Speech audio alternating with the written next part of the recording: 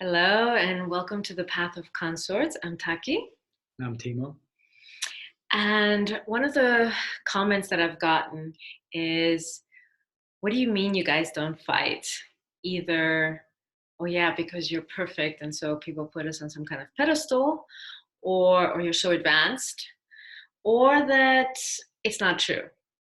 So we wanted to make a series of videos about the issue of not having to fight and what we do and what works for us so that we don't end up there. So this is a five-part series, and each video is whole unto itself. So feel free to just watch and listen to as many or as few as you feel called. But together, all five will give you the full spectrum of what it means to us and how we get there, that we don't fight. So in this one, we're going to talk about one of the key principles that why we don't get to the point of fighting, which is that we choose to prioritize staying connected instead of being right.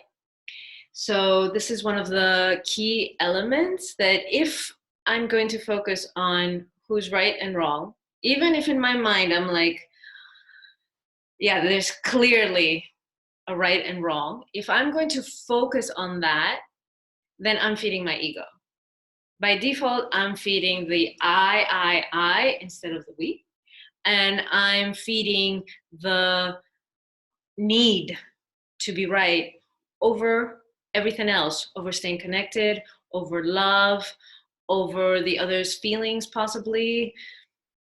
And it might be even that I've calmed down and I want to actually connect, but because this need to be right is there, I may not even be able to admit that. And I may not be able to come forward or take a step in the direction of reconnection. So a key way of looking at a situation is just to eliminate completely and surrender the idea that someone is right and someone is wrong. This right and wrong business and the need attached to it, which usually drives the fight and keeps it going. It's like fuel to the fire, to drop that. For me, this has come from a place of great discipline that I used to be really good at insisting I'm right. And it's like I could be a lawyer and win a case kind of thing in the Supreme Court in the way that I could argue that I was right.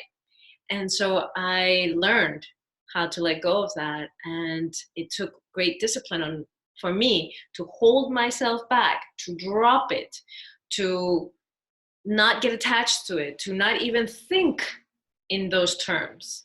And what got me through was, like I just said, my desire to back off because I know that it's not healthy for me, and because I want to stay in that discipline of I'm not going there. I'm not feeding the ego. I'm not feeding these power games. This isn't healthy for me. This isn't healthy for our relationship. This isn't what I want. And I know for you it's different. Yeah, I do admire your way of seeing so many steps ahead and then consciously choosing that I'm gonna take this step because it's gonna lead to that. But I do it a little differently.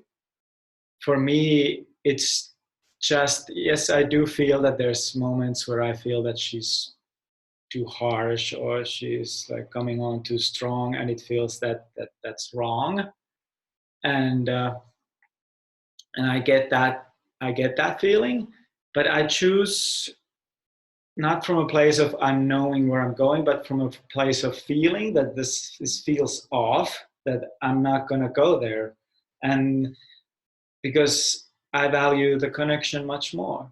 And if I go there, I know that's gonna make us, her being wrong, me being right, or me being wrong, her right, into two separate teams, and that is disconnection. And I just so much want to stay connected. And I admire this way. This is the call. His call is is heart, is love, is feeling, and my call is discipline. Don't waver from your center. You'll find your way, whatever pulls you back from going into this. But basically, the the bottom line message is that if you go into right and wrong, you go into disconnection. You go, as he said, two separate teams, two separate sides. It's me against you. It's not us. It's not we. You can take it personally, as Timo just gave the example that, sometimes he feels I'm to this or I'm to that, or whatever has gone wrong. So it's not that you don't have the thoughts or you don't have the experience, that reaction. So we're all human here. So yeah, sure. But do I choose to act from it? Do I choose to act and persist, continue to act from that space? Or do I drop it and prioritize the connection and go from there? That, okay, what needs actually to be attended to? What needs to be spoken about or felt or resolved without a right and wrong? So that's our first video. I hope you find it useful and stay tuned for the next part. Thank you for joining us. Thank you.